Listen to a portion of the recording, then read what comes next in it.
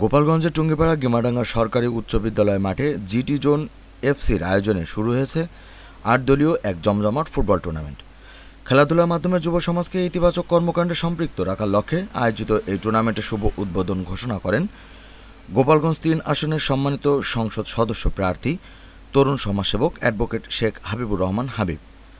উদ্বোধনী দিনে প্রধান অতিথি হিসেবে তিনি উপস্থিত থেকে খেলোয়াড়দের সঙ্গে কুশল বিনিময় করেন এবং টুর্নামেন্টে অংশগ্রহণকারীদের ফুটবল উপহার প্রদান করেন। তার এই ক্রীড়ামোদী উদ্যোগে খেলোয়াড়, আয়োজক এবং দর্শকদের মাঝে দেখা যায় ব্যাপক আনন্দ ও উৎসাহ। অনুষ্ঠানস্থলে শতাধিক ক্রীড়াপ্রেমী দর্শকের উপস্থিতিতে টুর্নামেন্টের পরিবেশ ছিল প্রাণবন্তন ও উৎসবমুখর। টুর্নামেন্টটি শুধু একটি খেলা নয়, বরং এলাকার তরুণ প্রজন্মের মাঝে দলবদ্ধতা, নেতৃত্ব ও ক্রীড়া চেতনা গড়ে তোলায় এক অনন্য উদাহরণ হয়ে উঠেছে।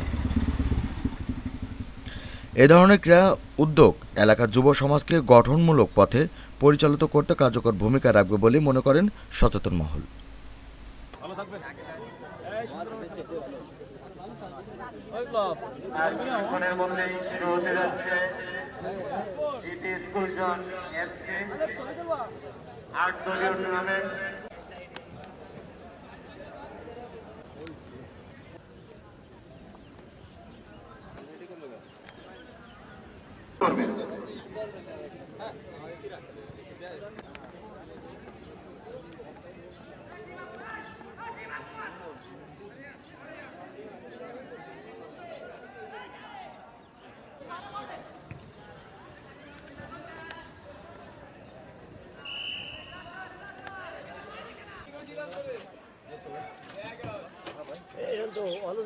গোল্ড হয়ে গেছে।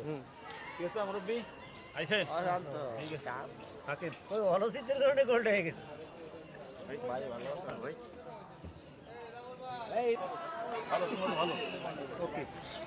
ভালো থাকেন,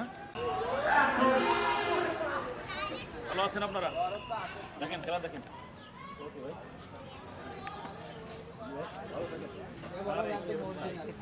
ভাই